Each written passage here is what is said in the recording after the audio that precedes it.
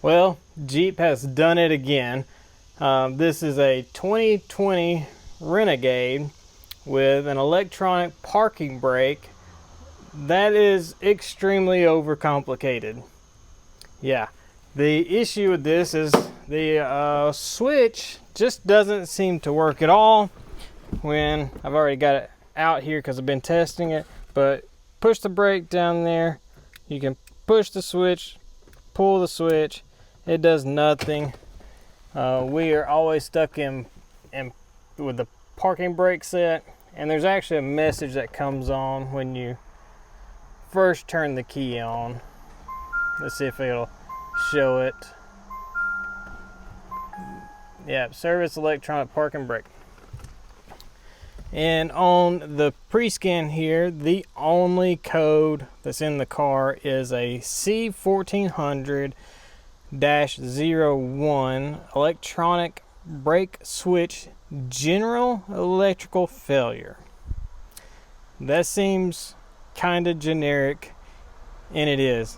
And I believe they had to make it that generic because the system is so overly complicated.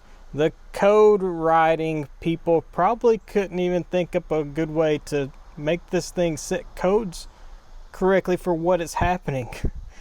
Let's see what's going on with this thing.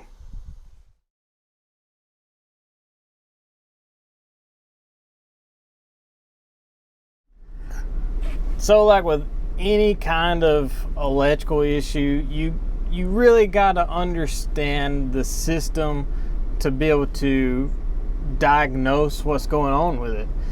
And the way this system was designed is very overly engineered, over complicated, like extremely bad, over complicated. So this video is going to be a lot of information. It's going to be a lot of hopefully helpful tips, as well as kind of breaking down and explaining this system, because I could see how this system can be problematic for people, especially trying to diagnose it. And it's not a very easy system to even diagnose. I've got the code pulled up here on AutoData, and if we scroll down through here, it's basically just going to tell us the set conditions. The ABS module detects an improper electronic parking brake switch inputs. So notice it says inputs, more than one. So it also tells us to refer to the wiring diagram, which I have pulled up as well for you guys. So on the wiring diagram, you can see the switch itself has 3 wires that actually come from the BCM. It gets its power, its panel lamp drivers, which is panel lamps like a backlight basically, and then it gets its ground, all that from the BCM. And then everything else is switch wires, or the indicator going from the switch to the ABS module, which is what controls the actual parking brake motors. Okay, so these switches, there's actually 6 switch circuits, and then 1 indicator. The little indicator is basically the little orange light that's on the button when the parking brakes are set. There's only 1 connector between the switch and the ABS module. That connector is actually just at the back of the console. The problem with this system is the lack of information. We've got 6 switch circuits, and there's absolutely no description about how these switch circuits are supposed to operate. Okay, if we go over to the parking brake description and operation, this is all the information that we get. We don't get anything else other than what's right here. And if you want to pause right here so you can actually read all this, I'm not going to read it all, but it doesn't really give you any information on how this switch operates. So we're kind of left in the dark about what these switches do, and then we kind of have to rely on the trouble tree, the flow chart on testing this system, and it's just as bad. It's not good at all. There's some possible causes that could set this code, short to voltage, short to grounds, open or high resistance in the circuits, a switch or an ABS module. Well, yeah, all of that is basically like common sense. If we've got a general failure, any of this could be that problem. That's what I'm saying. This is a broad code that they gave us. So their trouble tree is basically, is the code active? Yes, it is. Okay. So is there any kind of service bulletins or anything? Does the switch operate? Blah, blah, blah. There's very little scan tool data on this thing. You notice they don't really tell us to look at any kind of live data. It just tells us, read the codes. Okay, sure. Press the switch up and down. Does the switch work? No. It does. This doesn't really help. There's no information here. The scan tool, unless YTech is different, which I doubt it. I've checked this thing with the Altel and I've checked it with the Top Don. Both of them have the same 6 data PIDs for the electronic parking brake, and they're absolutely useless. But did the code return? Yes, it wants us to go down to step 2. Check the parking brake connector for damage. Yeah, it's not damaged. Some of the more common things you would see with this being damaged would be liquid spills. That is a very common issue with these cars because the switch is right in front of a cup holder. So very common to get liquid spills in this thing. That's not our issue on this car, however. And then we get into circuit testing. So basically it says, is the switch fine? Do you see any visible damage with the switch? No, so go to step 3. Now we're going to basically check switch position 1 signal for short to voltage, switch 2 short to voltage, 3, 4, 5, 6. It doesn't really sound like a big deal until you read this line right here. Disconnect the ABS module connector. Getting to the ABS module on this car is frustrating, and we're going to go out to the car in a little bit and we're actually going to have to do this. We're going to have to take this connector apart, or get to this connector, to do some of the testing we're going to be doing. But this is one of those situations where, like, if you're having to diagnose this car, 1 hour diag is not going to do this car. If you look at this switch and there's nothing wrong with the switch, you need probably 3 or 4 hours of diag time on this car because of where this ABS connector is. So hopefully with this video I can make some of the stuff a little simpler so you can do some testing just at the switch, and you can at least know 100% yes, I need to go to the ABS module or not. So that, disconnect the ABS connector, disconnect the switch, and then we're checking each circuit for voltage, basically with the key on, checking for voltage. Now here's the thing, if there's a problem inside the connector that you don't see, maybe when you disconnect that connector it breaks that circuit inside that connector, like maybe some corrosion or something, and you're not having that voltage bleed over if there's a harness issue or something like that. So I don't particularly like disconnect the connectors and check for voltage. I very rarely find shorts to voltage doing that method. It's usually in the connector or voltage being supplied through another circuit in that same connector is usually what I find is the problem. But anyways, we're checking all 6 switches for short to voltage. Well, guess what? If you don't have any voltage present, we're going to step 9 now, which is now testing all 6 of them for a short to ground. And guess what?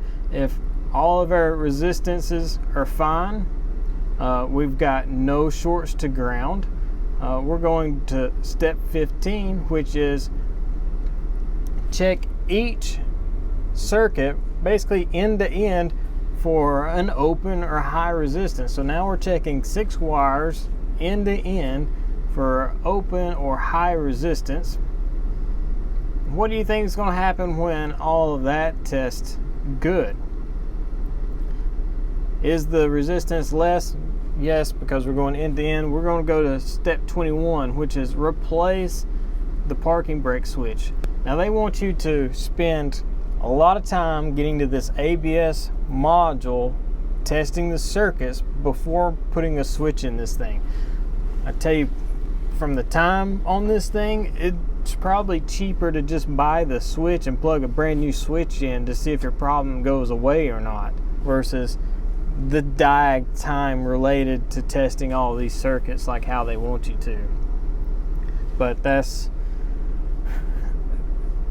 one of these situations where you're not really shotgunning a part. You're looking at cost analysis, saying it's cheaper for me to try this part versus check all these wires how they want you to check them. So let's say the code remains active. We're going to go to step 22, check the harness. Well, we've already kind of checked all the harnesses, but they're wanting you to check it again, make sure there's no corrosion or anything like that. Did the code return? Yes, we are down to replace the module. So this flowchart, will it find my problem? I'm skeptical. It might or might not.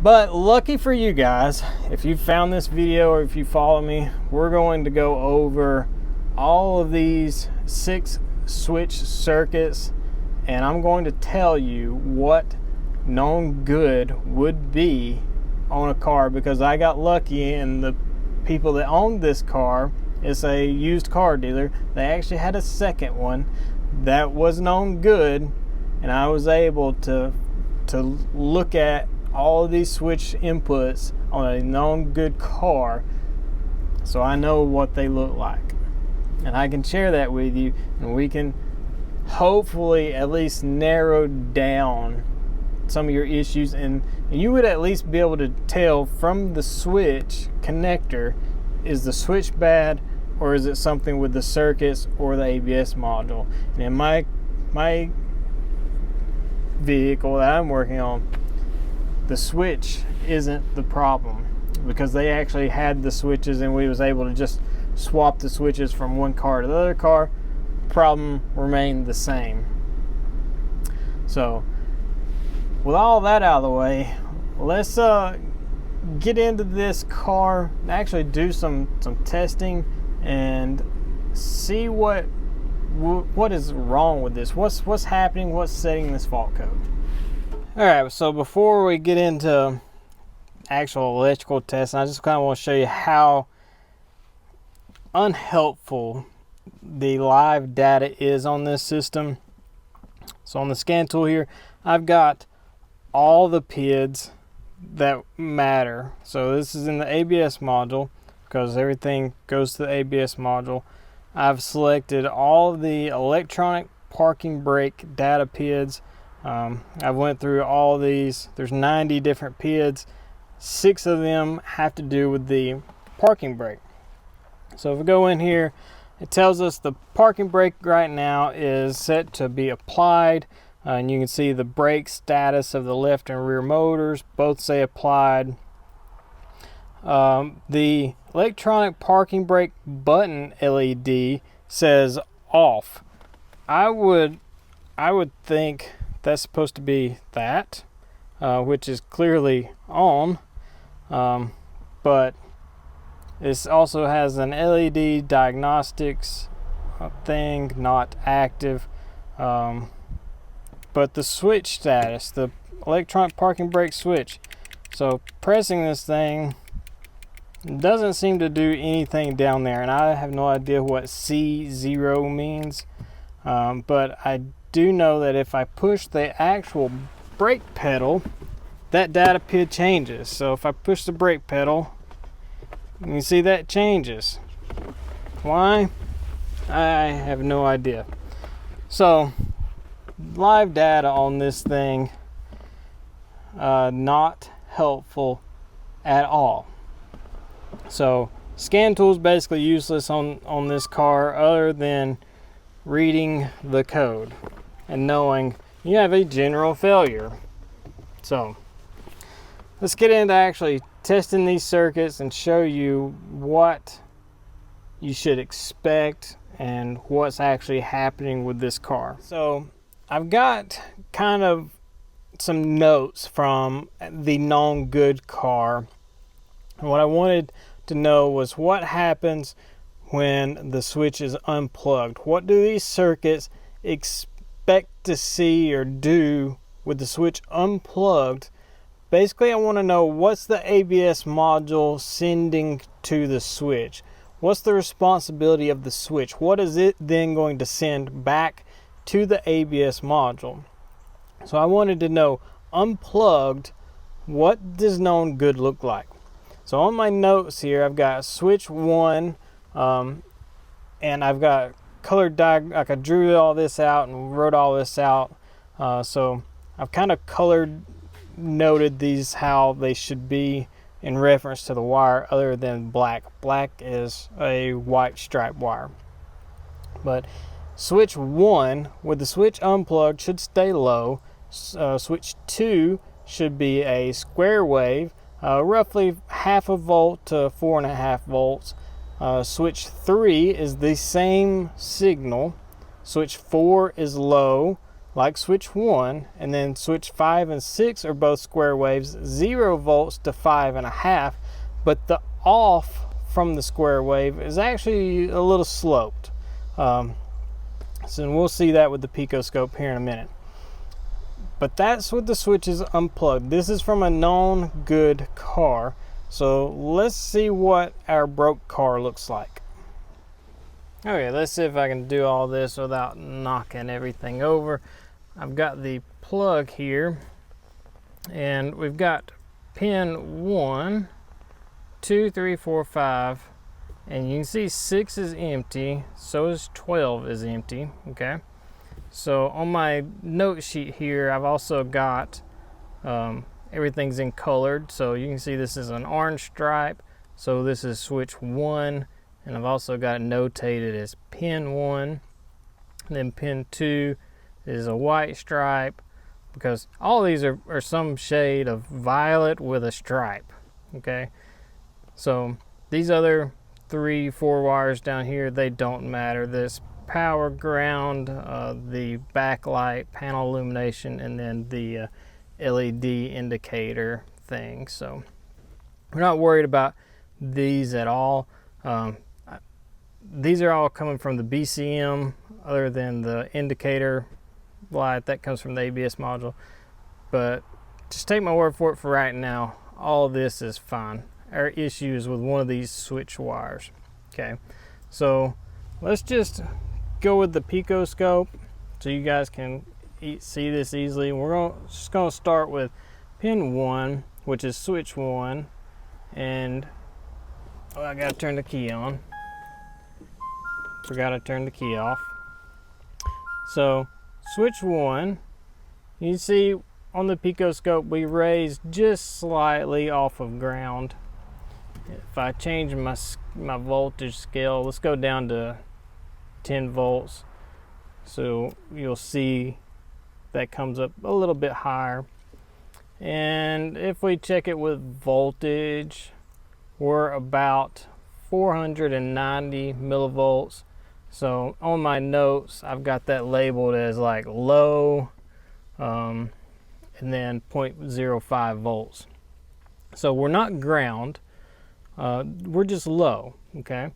So let's go to switch 2, and you can see we've got a square wave, which is basically from that 0.5 volt range to about 4.5 volts.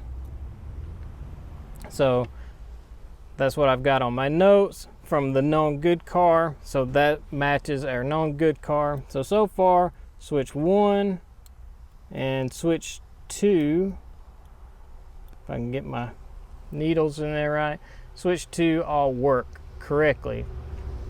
So let's go to switch 3, which is going to be pin 5, and it's the blue striped wire, which is what I've got right here. So get that back probed in there, and you see that matches what our switch 2 is. So if I take my second channel here and go into switch 2, you can see they're basically the same. They're just offset from each other a little bit.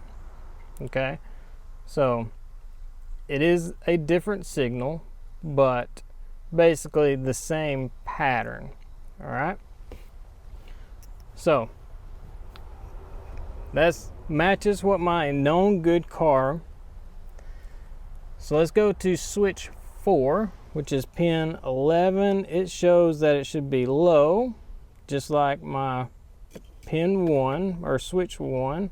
So if I back probe that, you can see that matches the same. So now we're down to switch 5. And that should be pin 4, which is a red wire, red striped wire. So pin 4 here, and that is our sloping pattern. And then go to 6 is going to be pin 3, and that's our sloping pattern. So right now our pins 3 and 4, you see how they match on the scope with the square wave, and our voltage is, from my notes, 0 to 5 volts, about 5.5, 5.6, something like that. So right now all of our wires here match my known good car. My needles moving around, not making good connection on that one, but our known good car matches what we're seeing right now. This is good for you guys, very bad for me, because you all just seen known goods with the switch unplugged, but that is not what I was seeing the other day. And something I don't remember if I said in the beginning or not, but this problem's an intermittent issue that this car has. Sometimes the parking brake works fine, sometimes it doesn't. And I guess them driving the car over here, or whatever the issue is with this car, this morning has fixed itself, apparently, since I've been filming for you guys, because the message on the dash has cleared, and I think the code is also going to clear. Yeah, so in the ABS module, no codes. So right now the switch is going to work. So did the car have to be running? Okay, so car had to be running. So parking brake is working correctly right now. So we can actually get some known goods off of this, so y'all can actually see all the switch inputs and everything working how they're intended to. So like I said, bad for me, good for you guys, because I've got an intermittent issue I've still got to trace down, and I was hoping it would stay broke while I filmed this and find it, but here we are. Okay, so I've actually taken apart this switch and mapped the internals of this thing, and this is where it gets really confusing, is how this switch operates inside and what it's actually doing. So this switch basically has three positions. It's rest position, is push position, and a pull position. Okay? Now inside of this switch is actually two switch banks, basically, one for push, one for pull. Okay, and inside each bank is actually two switches, and each switch has a normally closed position and a normally open position. And for you guys, I've actually took the time to draw all this out so you can actually see it here, and we're going to go over what the positions do, where the signals go, and things like that. And then we're going to look on the car and actually see how these signals tie together and actually change. Like the signals change based off which position this is in. It's really, really weird. So first off, we're going to start with switch 1, which is pin 1, and it's on the pull. Okay, so if it's pushed, it doesn't actually do anything in the switch. It only moves the switches when you're pulled. So in this rest state, switch 1, pin 1, goes through its normally closed contact in here and actually ties over to pin 4, which is switch 5. Okay, and then switch 5 in this rest state goes into its switch bank, which is for the push, but in this normally rest state just goes to its normally closed contact that actually isn't attached to anything at all. So in this rest state, what the ABS module is looking for is looking for pins 1 and 4, or switches 1 and switch 5, to be connected when it's in this state right here. And then when it's pulled, it's looking for this switch 1 to go open circuit, and then switch 5 is going to be open circuit. Okay, that's only in the pulled position. When we push this, S1 stays like this because this is the pull bank. It doesn't do anything. But this side is looking for it to be connected back to S3. So when this gets pushed, it's actually looking for S1 to go through its switch, connect to S5, it to go through its switch, and connect to S3. How confusing is that for you? So that's what it's looking for when you push the button. Okay, it's looking for 1, 4, and 5 circuits, pin numbers 1, 4, and 5, or switch 1, 5, and 3 to all match. Whatever signal, whatever happens with the signals all meshing together when you push it, it's looking for those 3 to match. Okay. So you can kind of take the time and work all the rest of this through your head if you want to. It's very confusing. I'll I'll leave I'll attach this down in the description somehow, like probably with a Google Drive or something, so you can actually just download my pre-drawn picture, and you can work through in your head and actually draw on it if you need to, which way the signals flow in each position. So like for instance, if we're curious about switch 2, when we pull it, what does it do? Well, if we pull the switch, switch 2 is going to go to its normally open contact and connect back to S6, which happens to also be connected to S4. Yeah.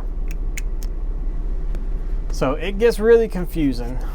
And like I said, that general failure, I'm pretty sure it's because when they designed this, they didn't even have a clue how it operated either. So they just said general failure. So let's get into the car and actually see these signals and what happens when we mesh these signals together. It's pretty interesting. All right, so let's try to do this without knocking stuff over and things like that.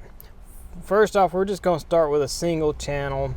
We'll work into getting 3 channels on this thing, but let's start with S1, which is pin 1. And as you can see on the PicoScope, we've got a square wave, okay, but it's also got some kind of little ringing thing in there. And we've already seen that square wave like that before, but the ringing is a little different. Well, the ringing is induced from switch 5, okay? Pretty sure. Pretty sure it was going to be switch 5. But either way, when we pull the switch, we know from my mapping, if I map this right, switch 1 should go low because it doesn't connect to anything any longer. So let's pull it, and there we go. We go low. All right, so in its release position, pulled, goes low. In the push position, we know it doesn't physically move inside the housing, but S5, which is pin 4, does move. It connects to switch 3. So if we push that, okay, we get a change. All right, so in the rest state, this is known good for switch 1, pull, it should go low, and then pushed, we get this square wave, okay? So there's switch 1. Let's go over to switch 5 because it's connected to 1. So if we pull it, we're going to open 1, and look at that signal. That looks wild, don't it? Okay, well, what happens if we push it? Goes to this more straight square wave without so much of that ringing, this little ringing that we get in this. Okay, so you see how it meshes the different signals together to get different patterns. I honestly don't see how the ABS module is supposed to know what each one of these things are. So now let's add a second channel into switch 1. So 1 and 5 are connected. So if we pull this, you see how switch 1, which is the red trace, goes low. Switch 5 gets that weird pattern, but if we push it, you see how they match. Okay, and that's because the switch 1 pull bank switch doesn't do anything when we push the button, so it keeps the two tied together. So let's go add another one here to pin 5, which is S3. So now we've got all 3 in here. So pin 1's pin 4 and pin 5. So switch 1, switch 5, and then switch 3. So if we push this, it should tie all 3 together, and they all match. If we pull it, switch 1 should look different. Actually, all 3 look different when they're pulled, and that's right.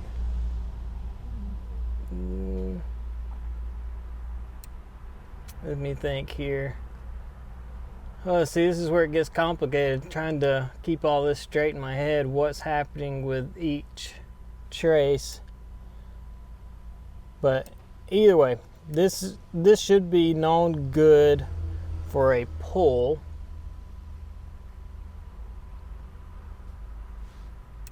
And then known good for a push.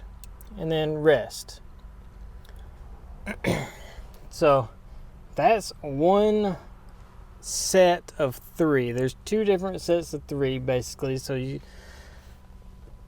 that's one set. Let's try to get all these other ones in here now. We'll start with switch 2. So switch 2, you can see how switch 2 and switch 1 look similar. They're just offset. Okay. And then switch 2, if we push it, doesn't really change, but if we pull it, we get a square wave. Okay. So when we pull this, it makes our switch go open. So this should be the pattern on our known good. Okay. And let's see, that's going to connect to pin 3 when we pull it. So when we pull this, pins 2 and 3 get connected and they match. And then when we push it, we get that. And let's add our 3rd trace, which should go to pin 11 or switch 4. So when we push this, there's our known good for a push, and when we pull it, they all 3 match. You see how these are very similar to that other bank?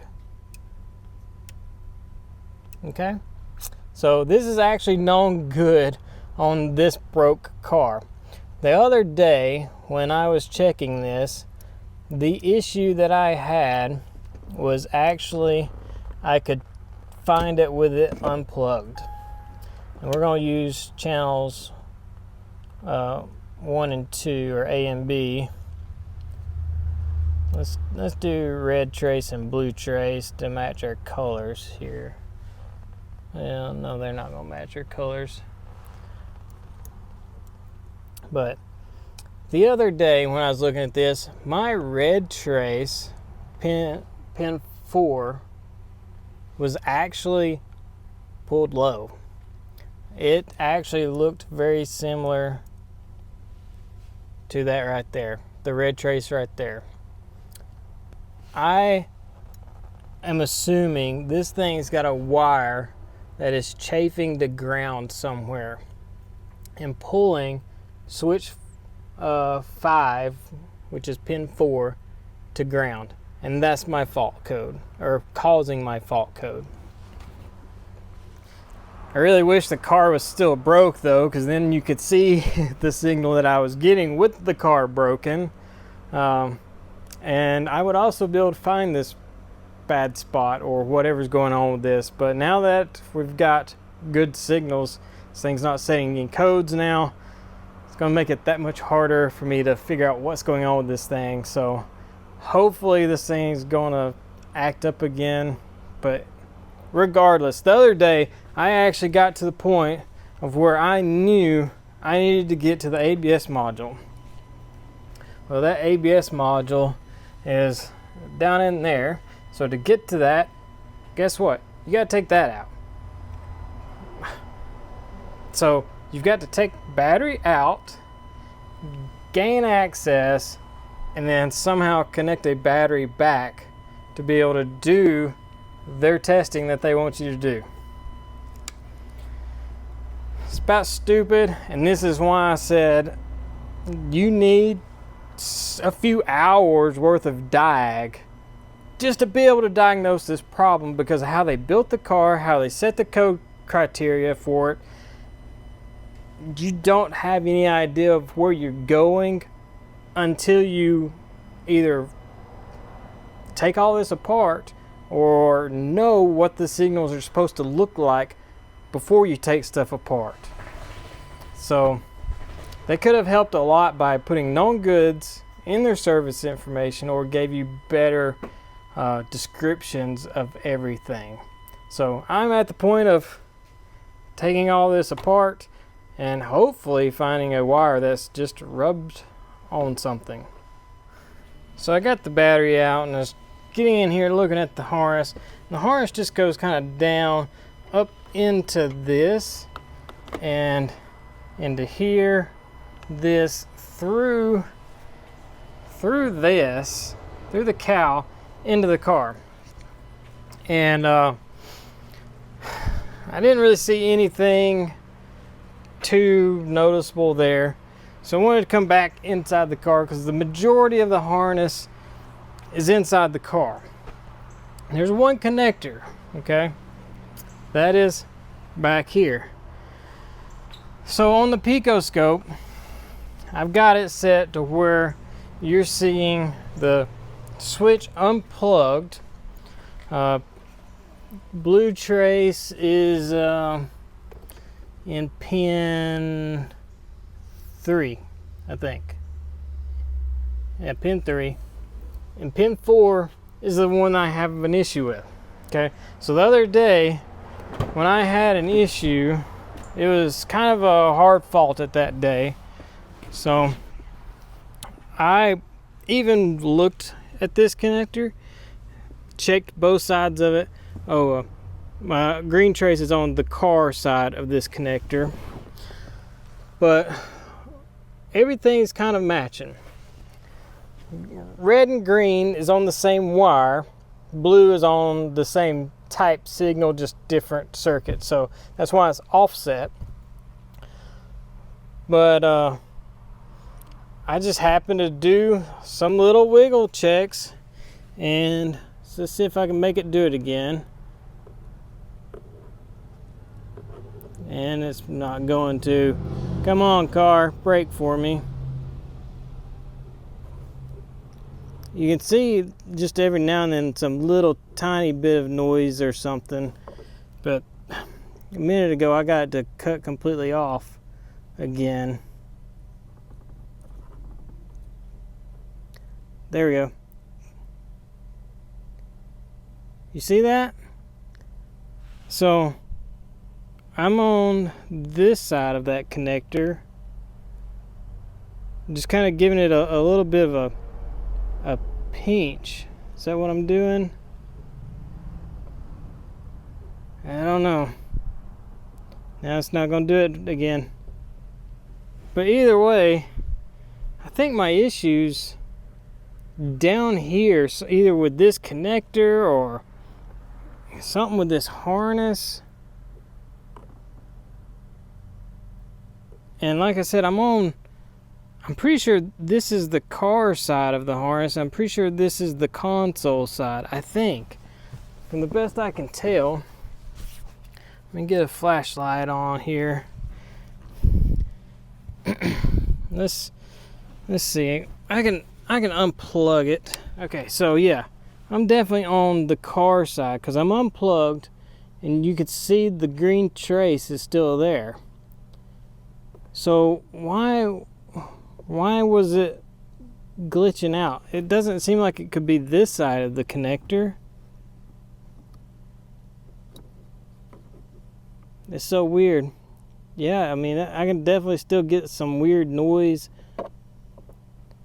Come on, do it again.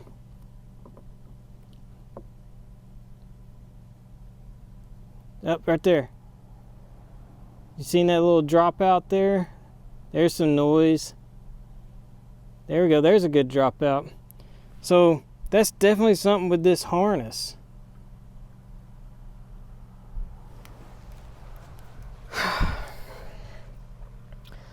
So I need to get this console out and really inspect this harness. See what's going on with this thing down here. Because this seems like that's where my issue is. And that was definitely the fault I seen the other day. It was just pulled low. So we're on to something here, finally. I hope this is going to show up good. I was very carefully slicing the tape off right here. I was doing some wiggle checks and I narrowed it down to kind of a section. You can see we've got like a little zip tie thing here. There's another one up there, and I kind of narrowed it down between this zip tie and my connector. So I was trying to just get to where I could cut the tape and then unwrap it. And I got kind of lucky. Where I was cutting my tape, I started to try to peel it open here. And I don't know if you're going to see this or not, but look at that. This is not where I was cutting. I stopped basically right there. Where this is kind of where I started, and I just kind of put a slit through here. Like I said, I was trying to just peel this open, and I seen this little spot right there start opening up. And I'm like, what is that? And that is my wire. Let's zoom you in just a little bit. I have no idea what would have cut that there, but something cut this, and the two pieces would just barely touch it, and I guess this thing would just vibrate and wiggle apart. And my flashlight's going dead on me. But that right there is our issue. 100% guaranteed. That's the problem with this car. Now that I got the tape peeled back, this thing was completely cut, but nothing else right there looks cut at all. A very strange thing. But yeah, this thing was just barely making it to where that spot of copper there was touching the spot of copper on that one. Just barely making connection. So I'm gonna splice this back together, tape this back up good, and I am pretty confident that's gonna be a fix on this thing. Luckily for you guys, you've already seen all the known goods. You know what it's supposed to look like. So if you run into an issue with one of these parking brake switches, you'll know what it's supposed to look like before you really start taking too much stuff apart. So yeah, that was kind of aggravating to find though. Well, I kind of hate to leave you guys hanging here, but that car was yesterday, and my phone actually died before I could actually finish recording the actual fixing the wire and getting it all put back together. But yeah, I just spliced that wire back together, put everything back together, and the car works perfectly fine now. 100% confident that cut wire was the issue. So how did the wire get cut? Well, actually, I'm pretty sure a cleanup guy did that. Somebody had disassembled the interior and pulled the carpet out of it to clean the carpet, and a section of that carpet had been cut. I don't know if I'll find a clip, but I can kind of splice that in where you can see the cut line in the carpet. And when I laid the harness back in there where it was supposed to be, the razor blade through the carpet looks like it probably come out of the carpet and nicked across the wiring harness right there, and that's what actually caused that little tiny cut in the wire. Is enough to completely split the wire into two pieces, but since that tape just kind of held it together, for the most part it was making good connection. But then sometimes the harness would move and separate and open that connection up. But that was the problem. So hopefully you guys thought all this information was helpful. Hopefully if you find this video in the future, it's because you're running into a weird issue with a parking brake system on one of these newer Jeeps, and hopefully this information helped you out. So thanks for watching, everybody, and we'll see you guys later.